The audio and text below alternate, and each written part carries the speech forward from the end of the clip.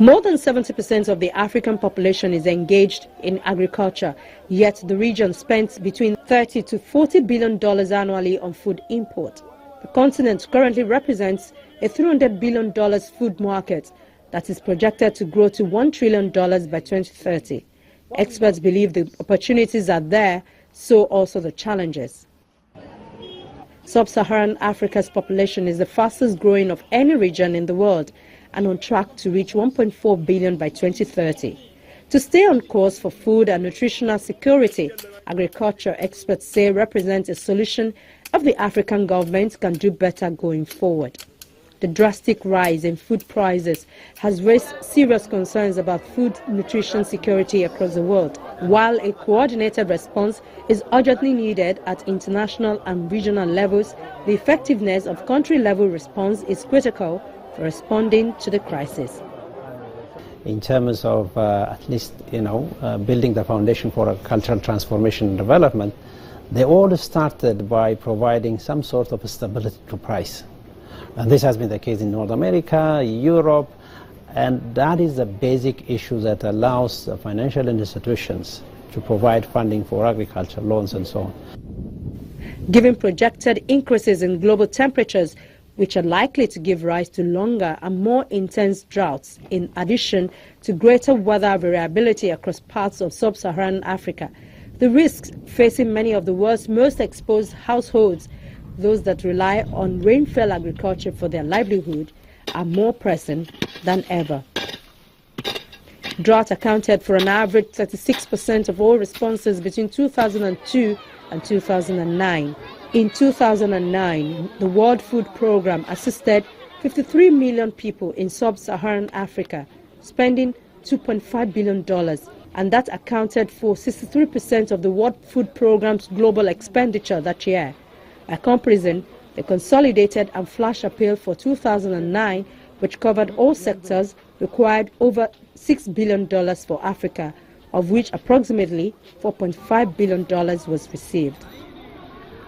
Analysis by the Africa Risk Capacity suggests that a widespread catastrophic drought in sub-Saharan Africa today could cost upwards of $3 billion in emergency assistance, which will put an unprecedented financial strain on African countries and donor countries' aid budgets. We thought of thinking about how do we become food secure and use information that is existing in that we can predict what a drought is and the impact. And that's when, together between WFP and African Union, they came up with a project to look at feasibility of looking at a risk pooling mechanism that should support African governments to provide them with immediate predictable funding that can help them respond to impacts of drought and not having to wait until humanitarian aid is mobilized, which is usually late, most often than not, and then it exacerbates the cost of implementing that response. As currently structured, the system for responding to natural disasters is not as timely or equitable as it should or could be. With much of the cost borne by farmers, international assistance through the appeals system is secured on a largely ad hoc basis after disaster strikes, and governments are forced to reallocate funds in national budget from essential development activities to crisis response. Only then can relief be mobilized toward the people who need it most, and it is often too late. Lives are lost, assets are depleted, and development gains reversed, forcing more people into chronic hunger, malnutrition, and destitution across the continent.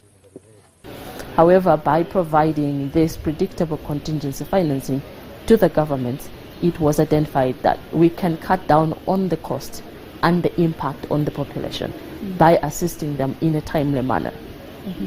By doing so, we'll be preventing those households from losing their assets, engaging in destructive coping mechanisms, like taking out kids from school, for example, selling their productive assets, their livestock, their farm implements, just to make sure that they can buy some food. But if government can provide that food before these households engage in those destructive coping mechanisms, we'll be able to protect these farmers' livelihoods.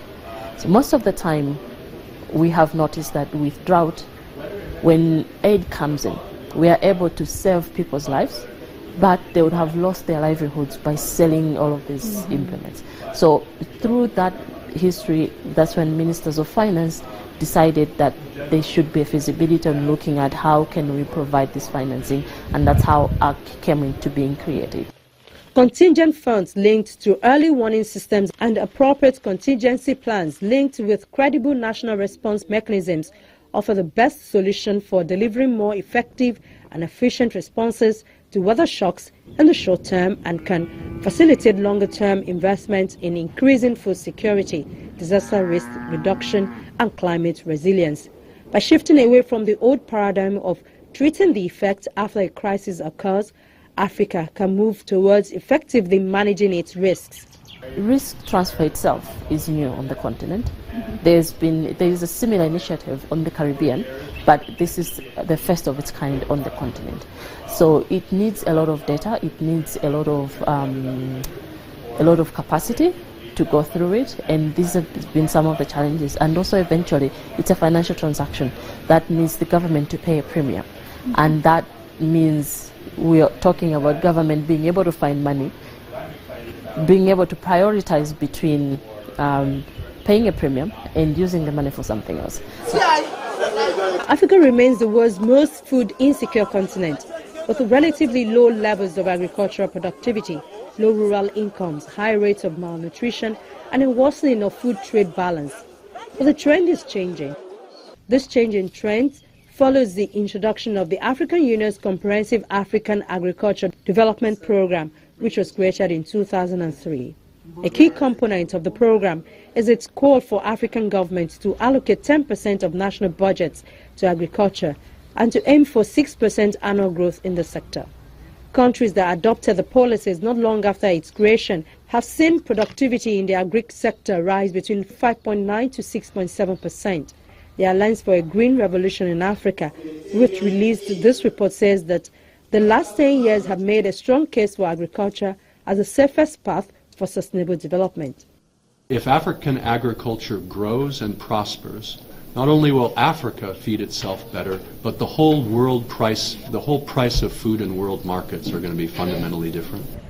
Nigeria is one of 13 countries which have adopted the policy and are reaping its reward, but the authors of the report say even these countries still have to double their efforts for a meaningful agricultural transformation. Prices in the global markets are going to skyrocket. Not only will we have missed the opportunity to sell and make money, everything we need to buy is going to be more costly to us. So the challenge is just big, okay? The opportunities are there. That's why we need to double our efforts. That's why the governments and the sector stakeholders, CSOs and non-state actors have to go for excellence in managing these economies. Continuity, coherence, and consistency in the way we govern the sector, in the way we get the private sector to engage, in the way we get the smallholder farmers to face opportunities that they can exploit for the betterment of their lives and the lives of their families. The challenges facing agriculture in Africa are many, but progress in the sector is possible when backed with political will, the right policies and technology transfer to improve productivity and reduce post-harvest losses. There is also the need for farmers to have access to quality seeds and, of course, land reforms that will free up lands for food production.